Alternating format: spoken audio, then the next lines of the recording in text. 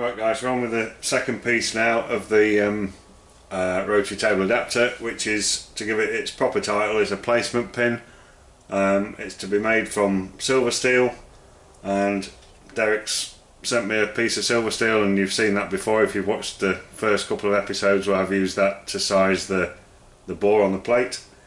So basically this long diameter here is the 25.4 ground diameter of the silver steel, so nothing to do to that other than drill, tap and chamfer at this end, and then on the back end we need to turn a number 2 Morse taper and have a centre put in it. It does say centre optional. Now when I turned my Morse taper piece very similar to this for my tailstock die holder, because I was turning the OD of the parallel section at the same time as the taper, I could turn it between centres, no problem at all.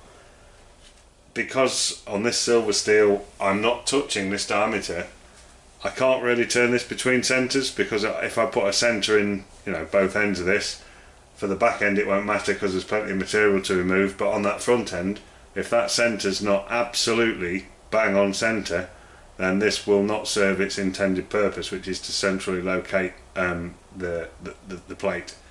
So what I'm going to need to do with this is locate this section, the actual, what's really important here is the relationship between this diameter, the ground diameter, and the Morse taper.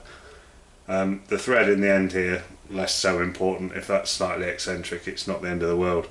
So what I'm going to have to do is put the 4-jaw up. I'm going to have to put this into the 4-jaw, locate on the ground diameter piece, clock that all in and make sure it's running absolutely concentric and square to turn the Morse taper piece, so that I know that that's turned absolutely true to that ground diameter. So that's what we're going to do. To do this, the first thing I need to do is get my compound slide even set up for the number 2 Morse taper. So what I need to do is put something in the lathe that's got a number 2 Morse taper on it, and then I can clock that and use that to set the compound slide to the correct angle. So that's the first job, and I do need to hold, so what I'm going to use is a reamer. So I've got a nice reamer with a number 2 Morse taper on it that's got centres in each end.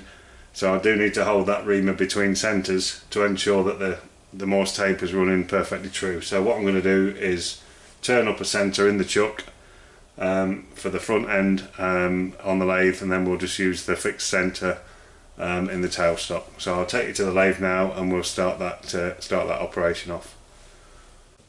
Okay guys, what I've done here, I've just chucked a piece of just mild steel of some sort in the chuck, and I've knocked my compound slide over at 30 degrees, so we're just going to put a 60-degree point on the front end of this bit of bar stock, and obviously in doing that I know that point will be running absolutely true to the spindle axis. So that's the first job, so I'll just zoom you in.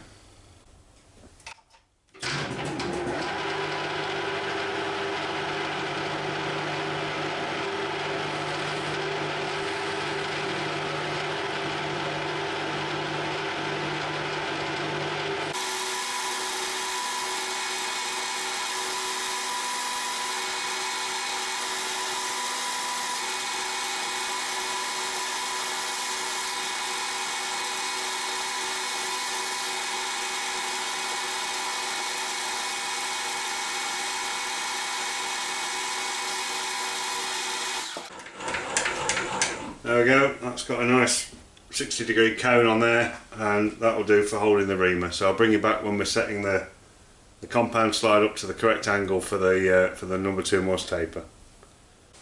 Right, so here we go guys, I've got my reamer set up between centres. In spinning it, I'm getting 3 to 4/10 of a thou run out on the shank. Now it's not my setup between centres because I know that's good.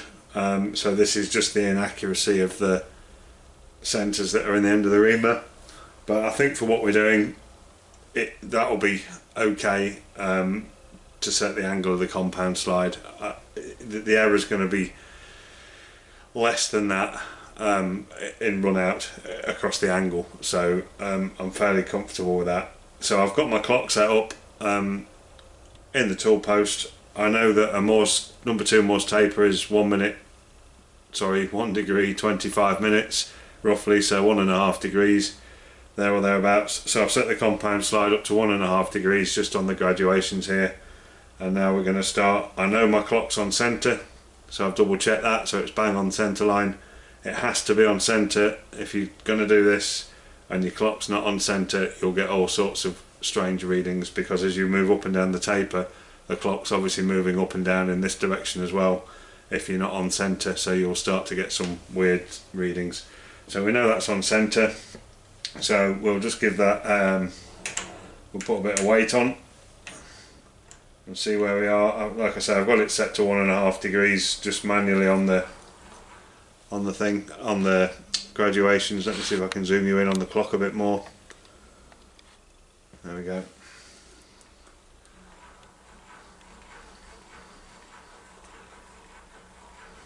So we've moved about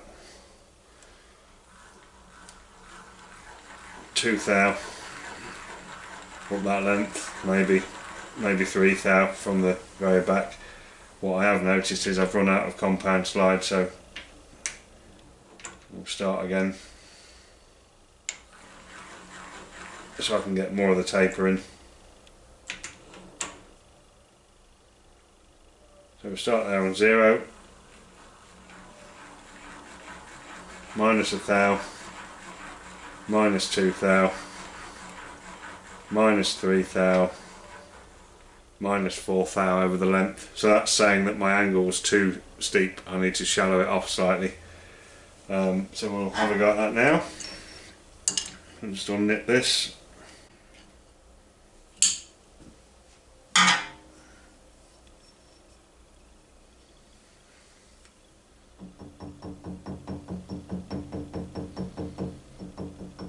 Come back to there.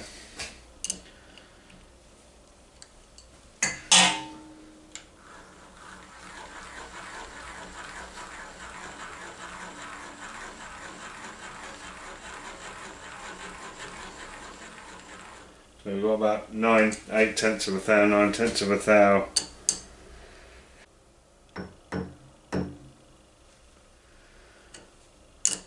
I'll just start making tiny movements, I think, because it seems to be overcorrecting.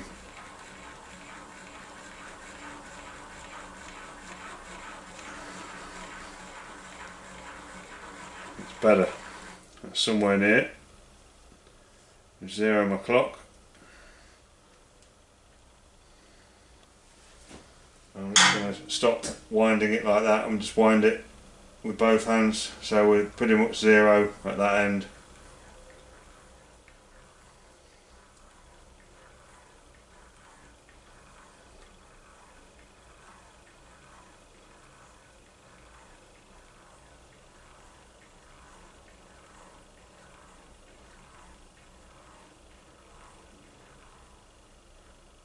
And 0 at that end. So I'm going to call that about as good as I can get it. Right, we're 0 at both ends there. I'm not going to get it much better than that.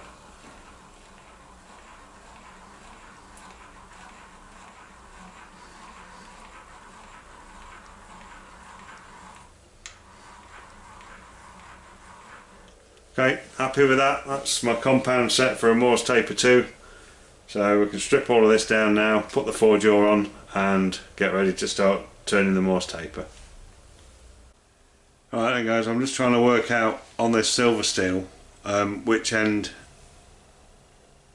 to use, which end to keep, because obviously I'm not touching the OD on one end. On this end, and I don't know whether it's going to show on the camera or not, maybe not. Oh, it does just, there's a T&A precision, I think it's got marked on it, but I can't feel that, so it's laser marked in. And if I look at this end, there's a couple of dings, sort of minor dings. There's, I don't think these will show on the camera because they are quite small. But I think generally this end is the better end. If I look at the other end, there's some, I don't know again whether these will show, there's some squawks and scrawks on it, you know, and that's how it's come. So I think this end looks the worst, so this end will become the Morse taper, I think, and I'll keep this other end that's got the laser marking on it. I think I'll keep that as sort of standard, because that is the better end of the two. So we'll put that end into the chuck. I've got the 4-jaw chuck on the lathe now, so we'll set this end up in the chuck in the 4-jaw, clock it all in, get it running dead true, and then we're ready to turn the Morse taper on the other end. Right guys, I've had to have a bit of a play with this and a bit of change. So what I'd got originally, I'd got these 4 bits of aluminium packing under the jaws, and what I was finding was, you know, in a static position with the clock on the saddle, I could set the run out no problem at all, just influencing it with the jaws. But then when I did a squareness check along the bar, I was getting run out, and basically what's happening is the aluminium's too soft and it's not deforming evenly. So basically what's happening is, you know, whilst in a static place I can get it clocked in, actually the bar's not sitting square in the chuck. So what we've done now is we've taken the aluminium packers out, and I've put some shim stock. So it's 90 microns thick shim stock, so I've cut 4 bits of shim stock under the jaws, ground shim stock, and, you know, to protect the part from the jaws, had a bit of a fool around with it again. And so if you look now, sort of, I just have to work around the camera squareness wise. You know, if I run up and down the length, that's 0, all the way up and down the length of the bar, no movement. And then if I do the run out this way,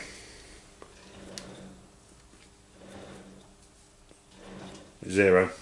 So I've got pretty much no movement in squareness and in run out. So now I know that that bar is sat absolutely solidly, and it's bang on the 0 part. So I can't get it any better than that.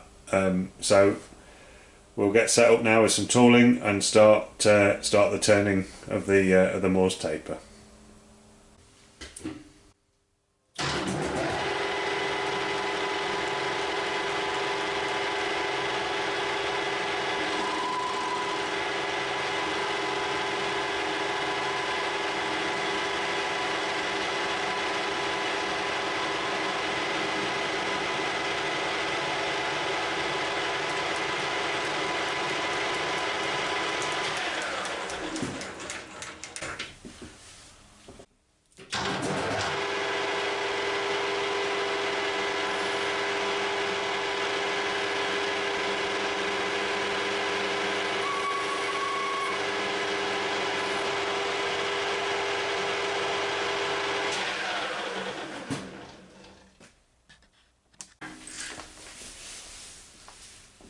Right guys, I've got my rotating centre in position, I've got my carriage stop up to the saddle, I've got my saddle locked off, and I've loaded a different tool in. I don't know what the insert is. The holder's something like, it says SVJBR, it's a Samvik holder with almost a V style insert in it, with a big radius on the front. But it's got lots of clearance, that means I can get in between the revolving centre and the part. So we're going to give that a whirl and see how that cuts, and hopefully that will be okay for cutting the Morse taper.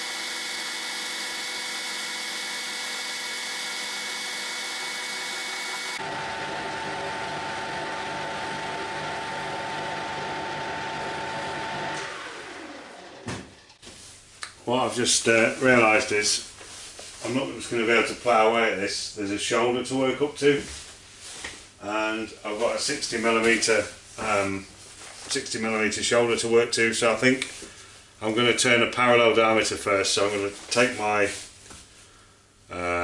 carriage stop out the way, unlock the saddle, and I'm going to turn a parallel diameter up to that 60mm depth to the biggest diameter of the Morse taper, and then we'll start turning the Morse taper on. Otherwise I'm going to quickly lose track of where I'm going to turning it this way. So I'll just get set up for that and I'll bring you back.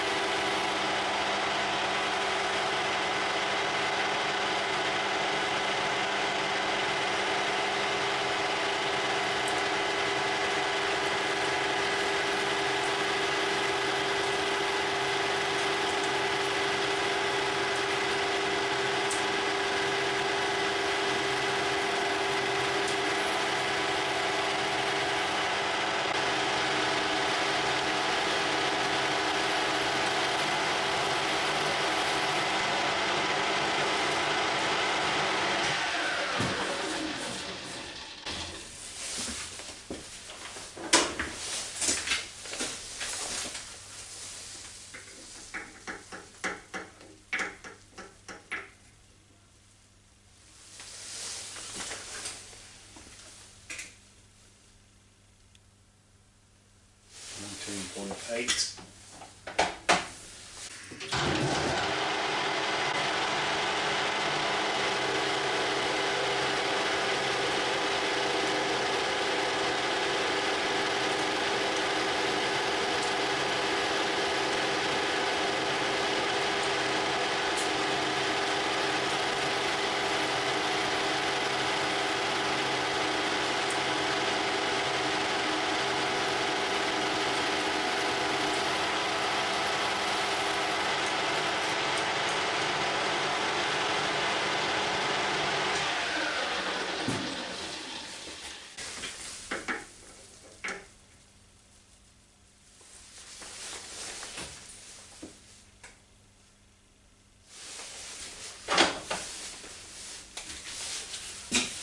Okay, so I can start turning the taper back on now.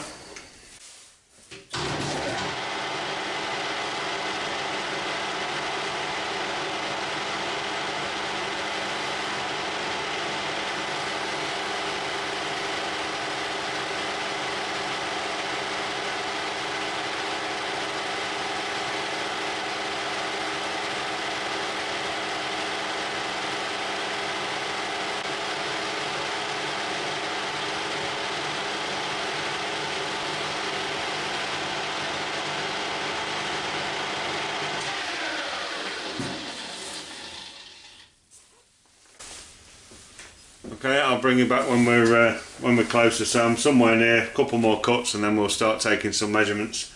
It's quite difficult. I've just got a measurement back from that shoulder, 5mm back, and I've got a reference dimension on the drawing. So I'm going to need to try and measure that as best I can to try and get this taper the right size to the drawing. So I'll have a bit of a play and see how we're going to do that, and I'll bring you back once I've sorted that out. Right guys, we're just about ready for the final cut. So how I've been doing this, I've got a 5mm slip, and I've got a reference dimension in from the shoulder, and basically I'm using the 5mm slip to get me to my reference point with the vernier, and I've been taking the dimension at that point using the very tips of the blades of the vernier.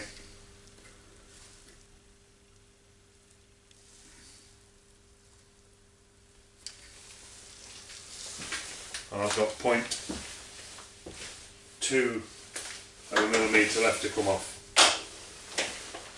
What I've also done is I've got a brand new Morse taper 2 to 3 sleeve, never been used, and I've just been using that to gauge the taper as well in terms of depth, and that ties in with the measurements that I'm getting off the vernier. It looks pretty good, so I'm going to take that 0.2.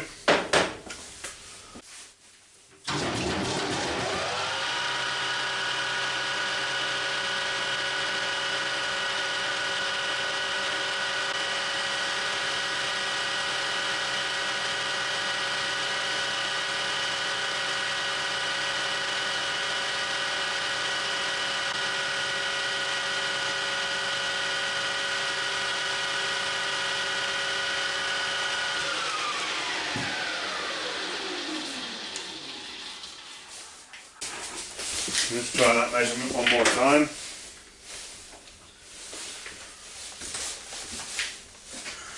We're aiming for 17.78 to the drawing.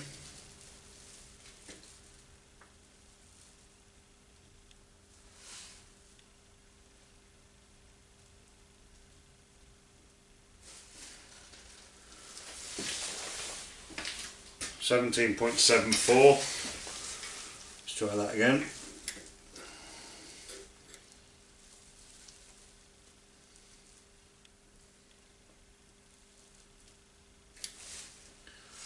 .77. So have another go. I think if I was to do a gauge R&R on this measurement technique, it wouldn't pass. Anybody who knows what that means will understand. 17.76.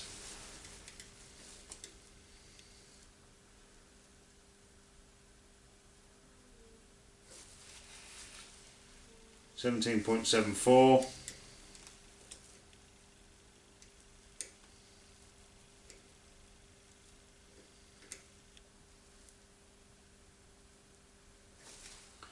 17.74. So you know, repeated measurements all within 0.02, 0.03 of each other, so I think that's in the ballpark. At the end of the day, it's a taper, so it's not that critical, as long as the taper's within range. So we'll just try the new sleeve on it again and see where that comes to.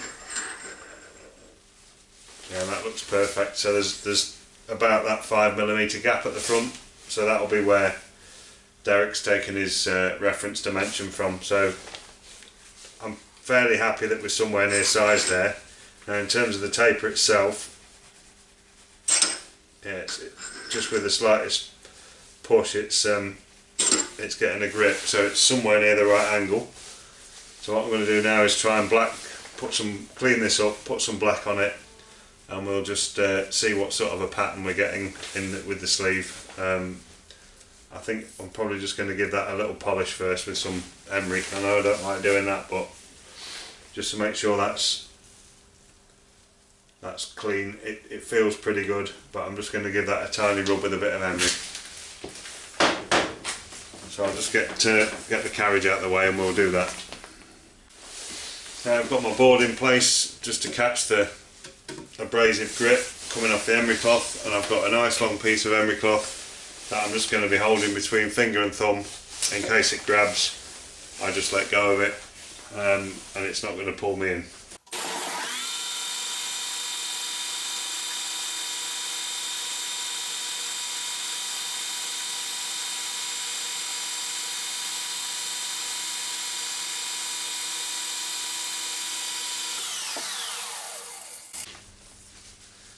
So it's not a lot, just a tiny bit just over the surface, just to make sure there's no lumps and bumps as a result of using the compound slide. So we'll try a bit of black on there now.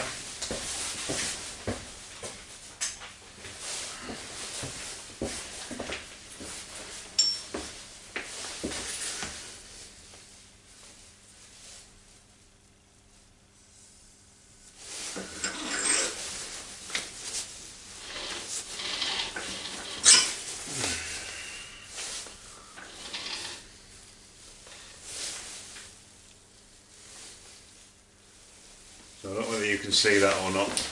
I might need to try and zoom you in a bit.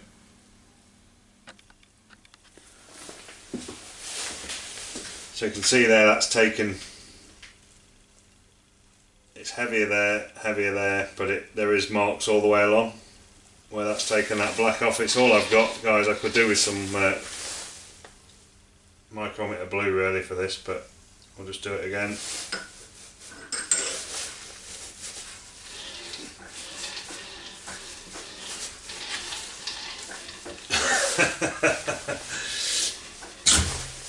That's a good fit. So yeah, again, there's maybe a slight low point in the middle, but largely that's all the way down. I might just give this area and that area a bit more emery cloth, but it's very near.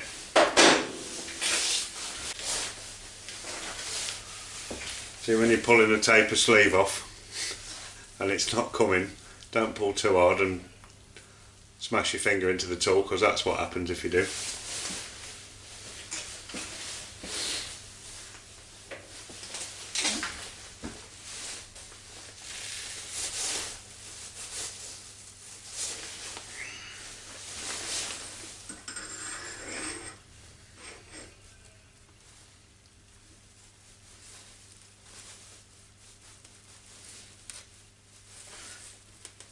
Yeah.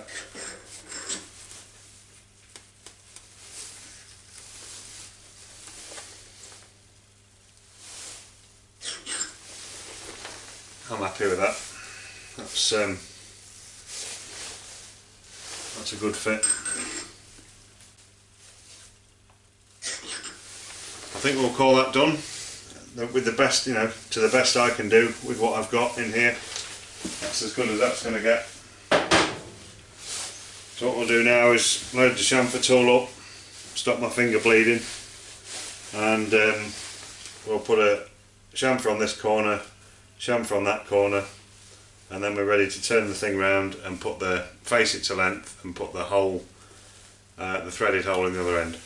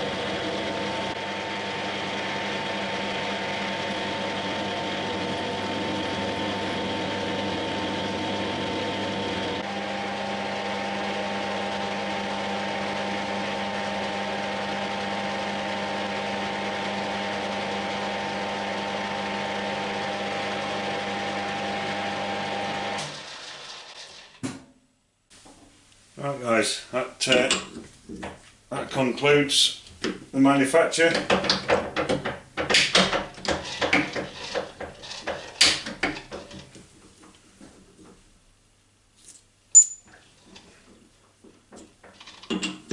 That's both pieces complete, other than a final clean-up, degrease, chemical blacking of the